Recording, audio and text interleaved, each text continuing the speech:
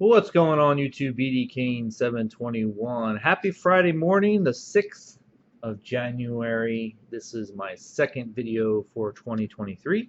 Happy to bring you just yet another video on my channel. Thanks for stopping by and checking it out.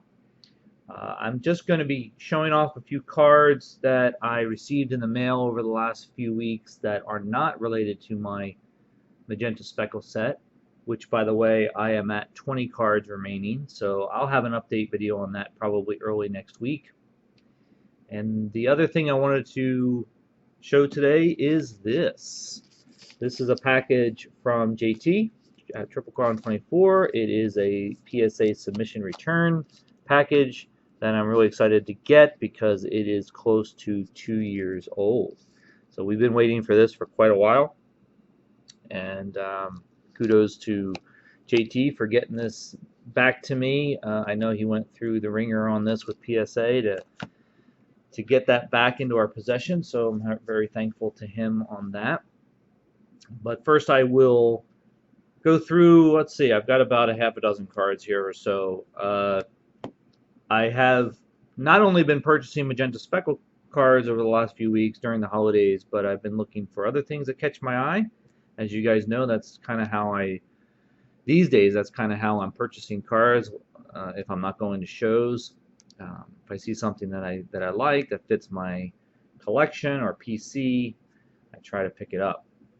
First couple of cards are of Fernando Tatis Jr. This is 2022 Topps Holiday.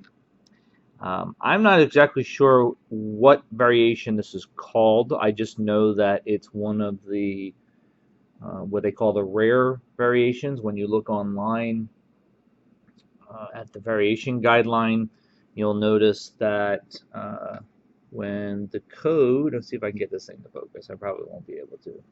There it is. But see at the bottom there where it says Topps.com and then code, the last three digits are 820. That means this is one of the short print cards in the set.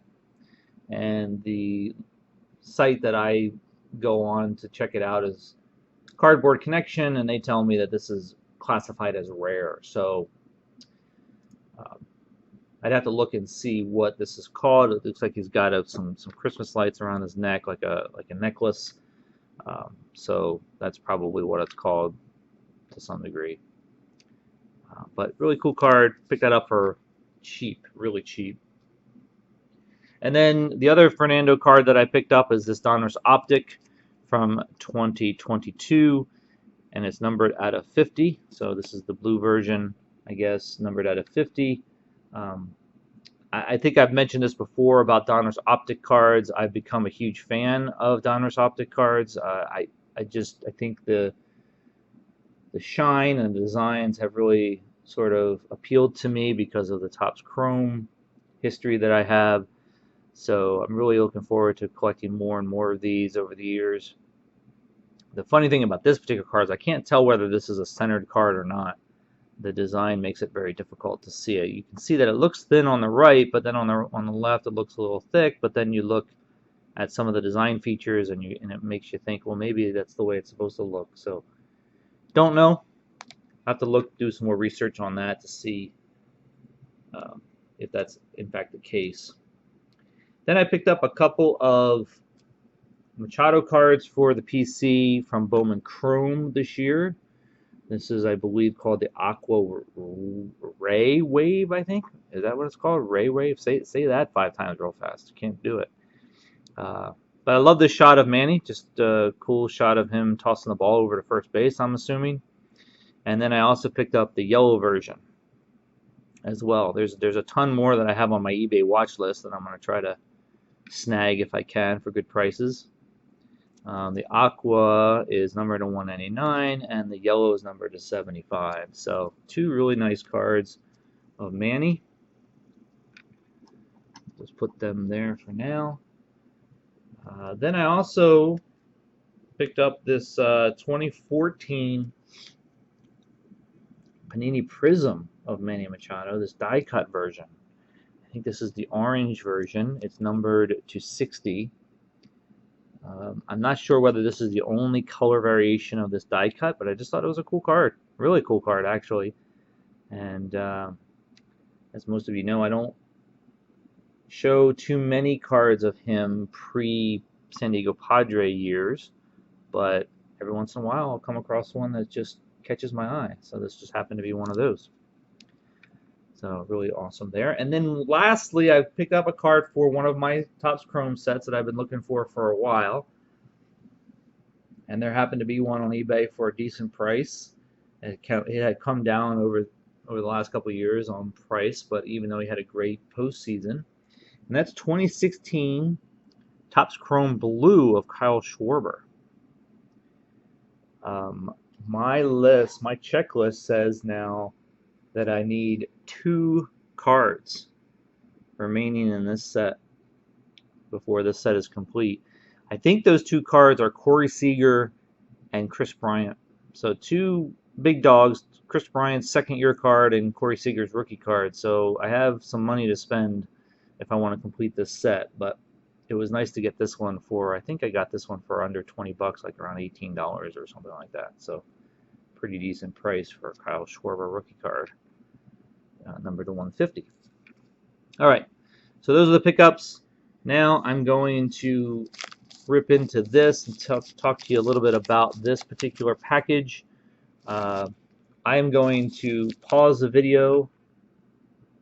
Actually, you know what? I'll just rip into it right now. I was going to pause the video and try to get this open off camera so I don't waste your time with it, but I think it's going to go relatively quick. Yeah, there we go. Okay. Just wasn't sure how easy it was going to be to open this up. In fact, I will move the cards away a little bit. These cards, I'll get them out of the way. And so, this is a submittal that I sent into JT's group back in March of 2021, almost 2 years ago. And I'm gonna, as I'm talking here, I'm gonna try to bust into this without seeing the grades. I think JT said he covered the grades for me. So this was done right before the 2021 season. And if you think back to the 2021 season,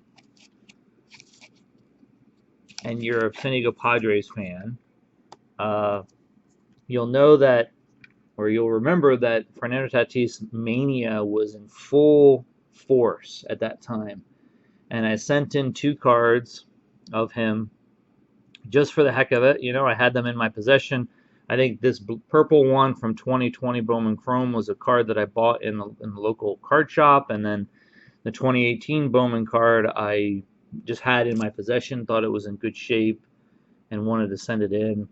So, you know, it was just one of those cases where at the time everybody was going nuts over Fernando Tatis Jr. This was before the 2021 season, and everybody thought that the 2021 season was going to be his breakout year to be an incredible superstar. He was already on the radar as a superstar at the time, and everybody was going nuts over him. His prices were crazy, and you kind of know the story.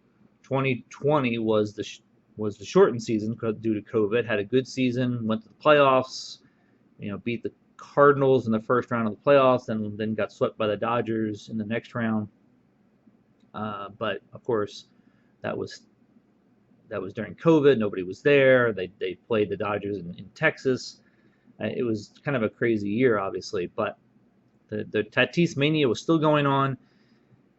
2021 ended up being a horrible season. He got hurt halfway through the season with a shoulder issue, never really recovered from that.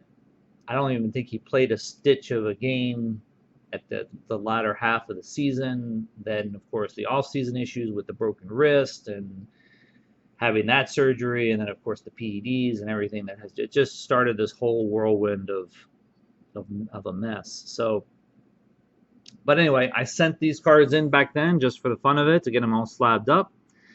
And it's been almost 2 years, so I'm glad they're back. And so we're gonna see what my thinking was, whether or not I was thinking that they were decent enough to, whether it was true that they were decent enough to send in. I'm going to look for the video that I previewed these cards to see if I actually have the video still up on my channel. So if I do, I'll put a link in the description below. You can go check it out. So here's a 2018 Bowman. It's a Prospect Chrome card, as it says there. And this would be, what, a year before his quote-unquote rookie card and 2 years after the 2016 Bowman product that he had, his first, I guess, his first real card that everybody goes after. So let's see what this is. Again, I think these are 9s. I think that's why I sent them in, but hopefully I can gem one or both of them. That'd be great. Let's see. All right, got a 10 on this guy. Nice. Yeah, I'm really happy about that. So good. This is it's not a highly sought after card of Fernando Tatis Jr., but hey, it's just another Gem 10 to put in the collection of his, and pretty happy about that. So that's cool. This card here, the purple version of the Bowman Chrome from 2020, is a card I bought at the local card shop. And I just like the look of the card. I intended to get more versions of this card, but I never did.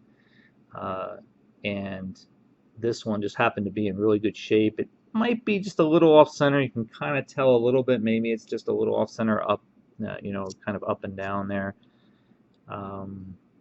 It's got that sort of look that it might even be just a little bit cut differently. I don't know. I'm being a little bit super critical about it, but I'm hoping that it comes in at least a 9. It should be a 9. I'd be shocked if this was anything less than a 9. This is that number at 250. And let's see what we got here. Gem 10. Very cool. All right. So it shows my ability to see potential in a card is not dead yet. I've been thinking the last year or so that my potential for picking a good card or good grade is dead, but awesome. Very cool. I'll certainly take that. So great returns. Thank you again, JT. Appreciate all the effort you put into that every time, and I'm certainly going to be a customer continuing on. I will talk to you guys soon. Have a great weekend. See you next week.